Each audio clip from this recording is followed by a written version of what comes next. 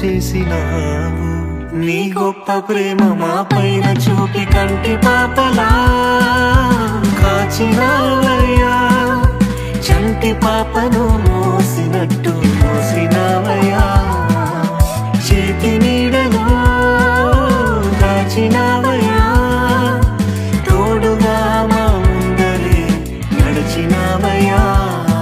పోషించినావయ్యా, బలపరచినావయ్యా.